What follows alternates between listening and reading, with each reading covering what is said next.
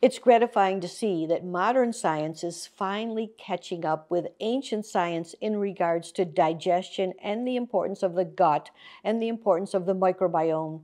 As Hippocrates said a zillion years ago, disease begins in the gut.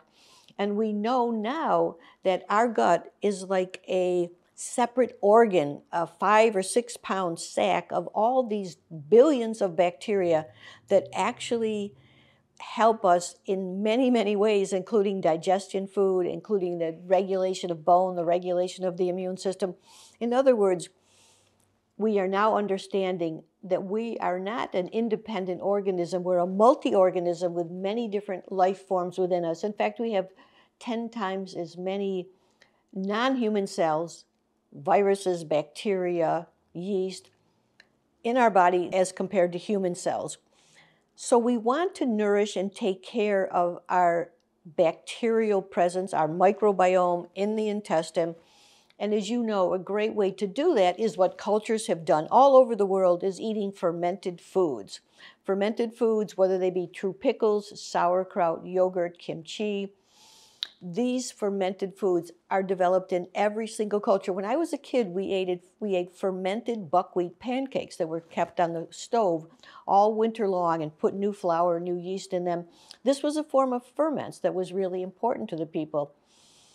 We could go on and on about every culture having its form of fermented foods. So get your share of true fermented foods.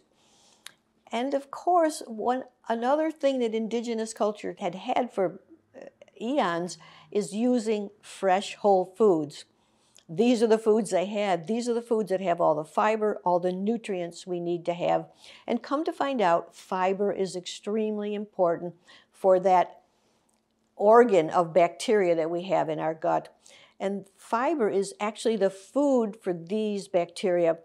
We try to eat more fiber in our diet, like we'd like to have 30, 40 grams. Most people get maybe 5 or 6. It's really generally very helpful to use a fiber supplement.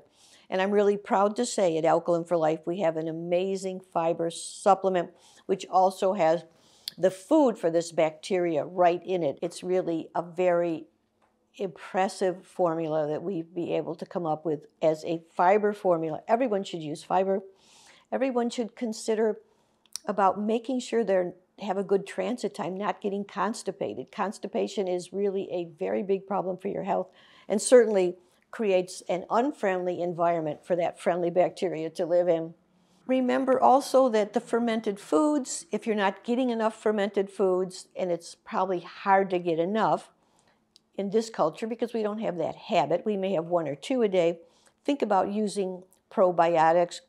Again, we have a Peak probiotic product that's really an excellent formulation of several strains of probiotics that help keep that gut bacteria in a constant good shape.